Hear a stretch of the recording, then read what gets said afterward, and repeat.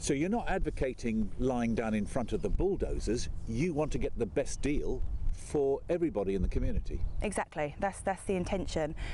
I'm not going to stand up and say bring on the airport. I'm not going to stand up and say I oppose the airport. I'm going to look at what's potentially going to be the best for my children and for their children. And in the meantime, if we're the ones that have to make that sacrifice for the rest of the South East, then yes, let's make sure that we do it by making sure that we get what's best for the whole community. Now the local councils, 100% of all the elected members are absolutely opposed to any idea of the of any airport, and they say that the vast majority of people, especially here in Grain, are behind them. I mean, I understand why they took this knee-jerk reaction to say no. I think it was the easy option out. I think that to come in as local councils and MPs and effectively say we're going to come in and destroy 3 villages, 3 communities for the sake of the economy, for the sake of the employment, is quite a risky thing to do, and they would have got a lot of resistance early on. But I still think that they should have waited. I think that they should have looked into what Medway and Kent actually wanted and asked them, actually sat down and asked them and made a decision on their behalf.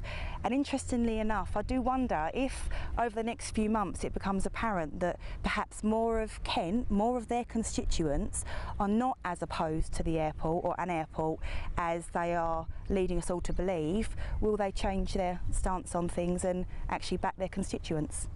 How important are the local councils when it comes to actually helping you and your fellow men and women and children in Grain getting the best deal? How important are the councils to help you to get that? I think that the local councils, unfortunately, from the opinion of a lot of people in the area, is they don't listen to their constituents. So it's a bit frustrating if it is the case that the majority of Kent aren't opposed. It's very frustrating that they've taken this stance without asking first. Obviously, central government are going to listen to those local councils and those local MPs in the belief that they have been out and asked us the question. So they're taking their views forward without actually speaking to the residents first, which is something which unfortunately they seem to do quite a lot. So it is important in the long run. So in the end, Lisa, what do you think it is that Kent wants out of all of this? Well, I can't speak for all of Kent because I haven't asked the people in Kent, and I can't speak for Medway or even all of Grain.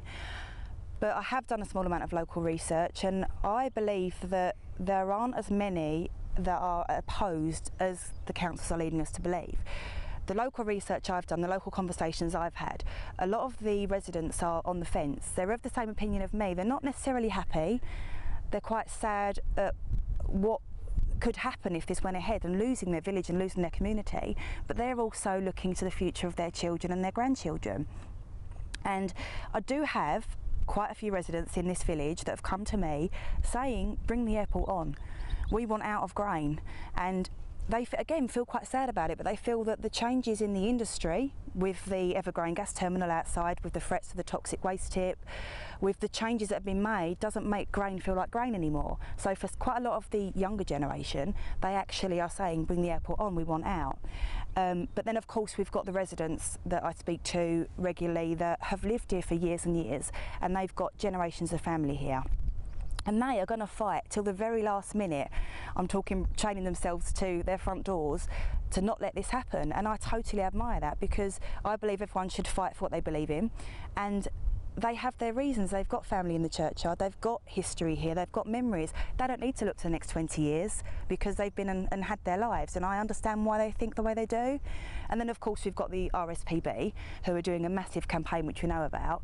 I mean, I have the pleasure of being able to walk along this beach every single day, and not many people have got a seafront on their doorstep, which is what I have. And I admire the RSPB for what they're doing. These different species of birds and wildlife that are out here, this is their home, this is where they live. So they've now got a group of people fighting to save their home, which again is I admire. But I do think that because it's such a sensitive topic and you are saying let's wipe out communities in effect, it's easier to say no, let's not do it, than actually look at the bigger picture and say yes.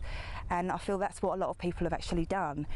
And I think there's a portion of Kent that do want it, but it's quite hard to say, yes, bring it on, because you're instantly met with that feeling of, okay, bring it on, but then what about those families that are going to lose their homes? And it makes it quite difficult to actually say yes, and people are quite quiet about it. But I think if there was a fair referendum done in the whole of Kent, I think if it was a referendum that wasn't misleading either way, that gave the constituents the option of yes, no, or a big maybe, depending on different circumstances, depending on, for us, what compensation we might get, what the effect on the wildlife, etc., etc., I think the majority would be in the maybe section. And if they're in the maybe section, then they're not opposed to the airport, which means that what the local councils and what the local MPs are saying, that 75% of the UK is against this airport, isn't necessarily true. And at the end of the day, I want to give my kids the quality of life they deserve. And if putting this airport here means that my children are given a better chance in the future, I encourage them to work hard at school, get good grades. I don't want them to come out of school with good grades having to go on benefits because there's nothing there for them. We need to make some major changes, and for me, if it's selfish because I want the best for my kids, then so be it, but I think that we need to do something drastic.